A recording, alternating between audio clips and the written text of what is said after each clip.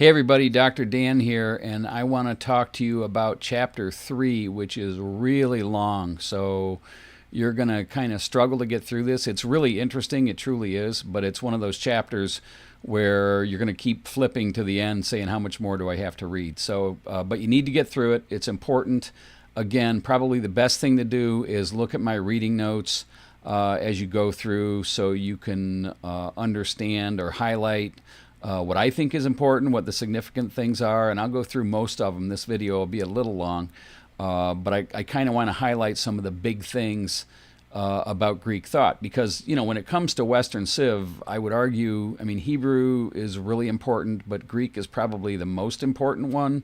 So it's going to be the longest because the notion of sort of rationalism as opposed to mysticism and myth making really comes about in Greek culture, and also notions about democracy also are discussed. So it's a biggie. So anyway, the first one is contrast between Hebrews and Greek thought. So, the Hebrews, when we read about chapter 2, that's really about religious and ethical stuff, where with Greeks, it's more philosophical and scientific thought. So if nothing else, I think if you go through like page 35, if nothing else, take that away, that the Greek culture, the Hellenistic culture, is really a big deal because it's the beginnings of philosophical and scientific thought that is pervasive all through Western civilization, up through the Middle Ages, and certainly Enlightenment, which we're not going to get into, and modern society. So understand that. And again, the Greeks, like Hebrews, again, this is a farther break from the tradition of myth making. So again, think in terms of rationalism. Things happen for a reason, and through rational thought, we can discern what those things are, as opposed to myth making. So that's another really important thing. The Greek city-state is a self-governing state. So again, this notion of government, we'll talk more about this, but know that this idea of a hierarchical form of government, but a government informed by the people, is also something that comes about. So all of these big names that you hear about in ancient history. So Homer, the Greek poet from, the 8th century BC, so that's like 800 BC. His writings are very influential. So he wrote something called the Iliad and Odyssey, and they're kind of cool because they talk about, again, some ideas about Western thought and morality and doing the right thing. So in the Iliad, for example, he writes about Achilles, and Achilles is a warrior, a very famous warrior, and after winning battles, he's deprived of the girl. He doesn't get the girl, and he sort of has an "I'll show them" moment, and refuses to support his team or doesn't fight in the next battle, which is against Troy. Which in turn causes a lot of death and suffering. So this idea that you should do the right thing and not be selfish is pervasive in Homer's poetry. And again, it's the basis for what is the right thing, what is moral behavior, that are there certain universal human responsibilities or laws, and that starts to we see evidence of that as historians when we read someone like Homer. So that's why that's cool. Know what secular means, the secular spirit, independent spirit, if you will, not necessarily tied to a religion. This secular spirit it really speaks to the decline of this overarching myth making. So that's in chapter 3. Know about the notion of excellence as a virtue. I think somewhere on page, I'm looking at my notes, 38. One of the huge things with Greeks that we talk about, besides science and rationalism, is government. So this idea of political theory and social theory, the huge thing with Greeks is that laws were derived by the people, not by some god. So that's a big thing, that the people would decide what laws should be. So really, they had something called the assembly, but really speaks to our form of government. And when it comes to pure democracy, where everyone has a voice, certainly that idea started with Greek culture going way back, and it looks real similar to what our core beliefs are in the democracy of the United States. So this idea that the Greeks valued free citizenship, but again, don't think that everything was great, because the Greek culture certainly had slaves. There was gender bias. Slaves not so much based on race, but there was gender bias. So again, this idea of free citizenship, everything's relative to the context of the time. But again, it's important. There's some lessons about monarchy, which is a country being run by a king, as opposed to oligarchy, which is country or actually city-states being run by rich people, how that doesn't work. So there's some lessons here about events leading up to a civil war in Athens, where basically the poor were treated badly, were overtaxed, and that never works in society. It might work for a little while, but eventually there's going to be revolution. So we learn about that when we read chapter 3. There's a guy named Solon who's pretty important. You want to read about him around 594 BC. And I like Solon. I like reading that. I think it's on page 40 because of his ideas on how to reestablish egalitarianism, where everyone's equal, by wiping out debts from the poor in Athens and rebuilding the economy. Some cool stuff there. Also, understand the Persian War. So the Persian War was a really big deal. It's obviously a war between the Greeks, the Athenians, and the Persians. And it's a really big deal because Persian culture was so much different than Greek culture, and it really, some historians would call this sort of the elimination of Middle East thought into Western civilization when the Persians are defeated. So make sure you know what that is. Make sure you know what imperialism is. Imperialism is where a country takes over a lot of other countries. So, for example, I think, all societies, certainly the United States at some point in time, for sure, Great Britain at some time, were really imperialist because they wanted to colonize other areas. Not so much anymore, but certainly know what imperialism is. The lesson there with Greeks and Athens is that it doesn't always work because member states sort of start to resent you. So think about that. There's something called the Assembly, which was their form of government in Athens, where all males, regardless of who you were allowed to participate. So that plays into this idea of women being oppressed. So, note that. Now, again, that starts a long time ago. We read about it in chapter 2. We're going to read about it again in chapter 3. But basically the huge takeaway as you read about the Assembly and who could participate is that this idea of pure democracy we owe to the Greeks. So again, you got to know that when you get through this chapter. That's going to be real important. You're going to read about the Peloponnesian War, which is a civil war between states and really marks the end of Athenian or Athens dominance in culture. What else are we going to looking at here? Again, rational inquiry. So Greeks, rational, scientific, democracy. Those are probably the big three. So you're going to read about that.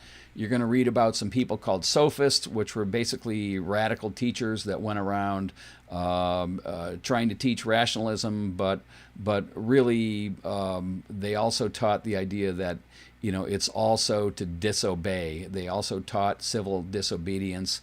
And I think that's around page 50. So I might be a sophist. I don't know. I'm certainly a person that teaches at a lot of different areas. I'm not so much on civil disobedience, or at least I'm not preaching revolution, but at the same time, I want people to question everything. I want students to question everything. So maybe I'm a sophist. Who knows? You guys can decide. Page 50 for that. Then we're going to get into Socrates. You've heard of him. You should know what he is. He's really...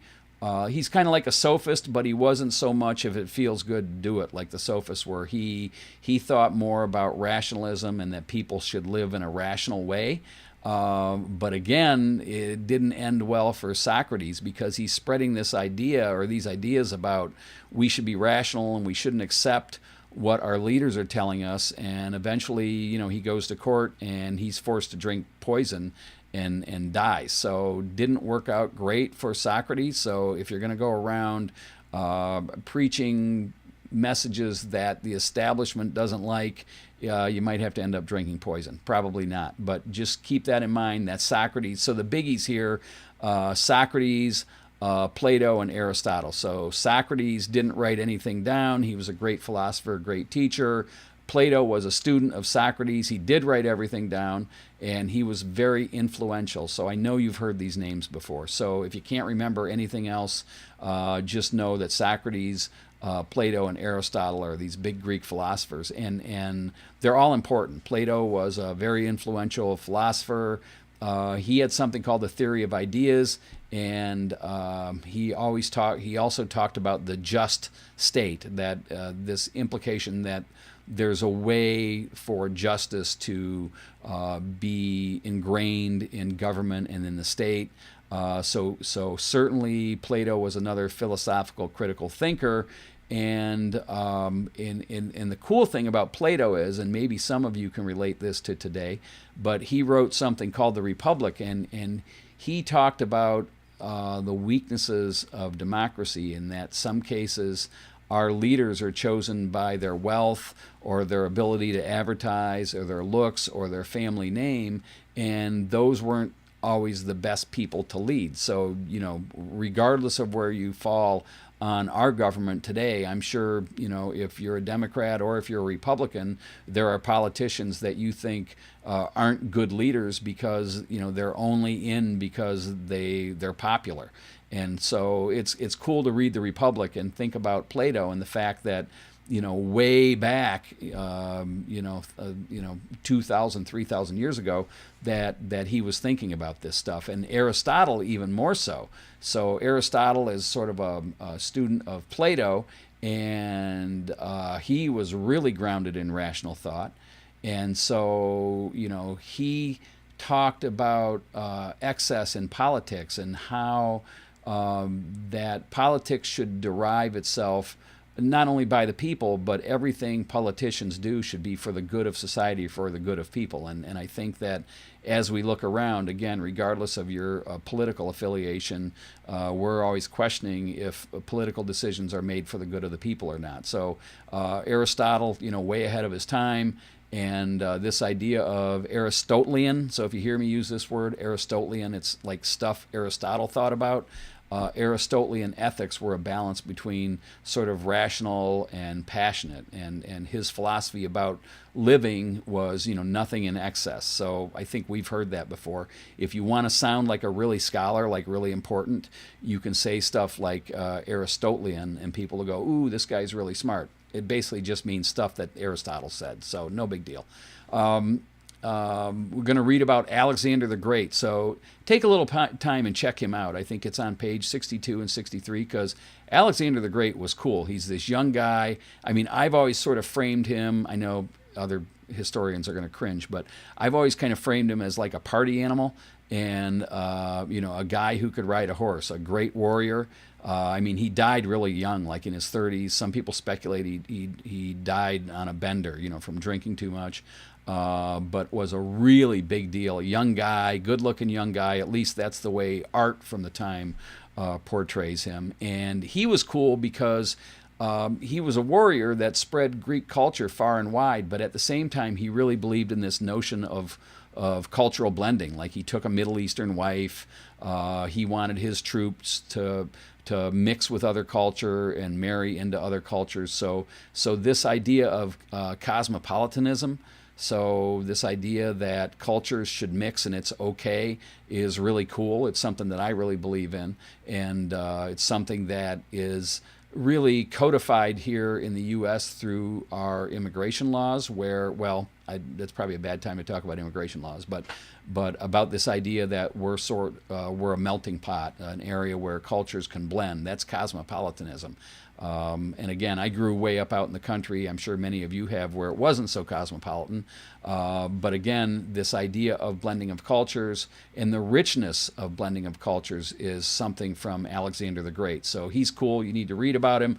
Also, you should know about Alexandria, which is in Egypt and on the Mediterranean. And the cool thing about that is, in the Middle East, but there was it was this huge cosmopolitan melting pot. So there's this great library there, going all the way back to like 275 BC, right? So that's like 200 or 2003, 2,400 years ago. And back then, the library in Alexandria, there was said to be 500,000 volumes. So it was sort of like the Google of its day. And all these cultures, Persian and Middle Eastern and Greek culture, all of the knowledge, that was sort of like the cool place to be, right? So that's where all of this knowledge was held. I don't know where you're from, so I can say, hey, it was like, it was like Ann Arbor and the great libraries of the University of Michigan, only it was huge and international. And so it's a big deal. The library would eventually be burned and everything would be lost, but I want you to know about Alexandria, that this real cool, hip, cosmopolitan town where philosophers and thinkers hung out. If there was anywhere I could go back to in history, I would love to go to Alexandria and check that out and see what it was all about. So read through that. This is a really long chapter. Get through it. And you should know something about the Stoics.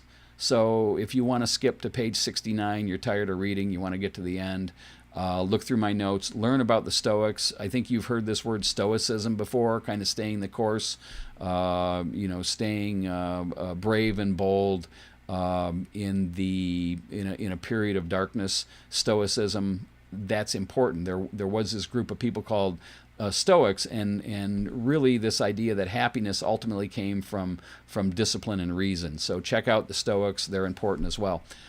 This is a long chapter. Try to work your way through it. The Greeks are really important. And if you have any questions, let me know. I hope you have a great week. I hope you're safe. And I'll talk to you again next week. Thanks. Take care. Bye-bye.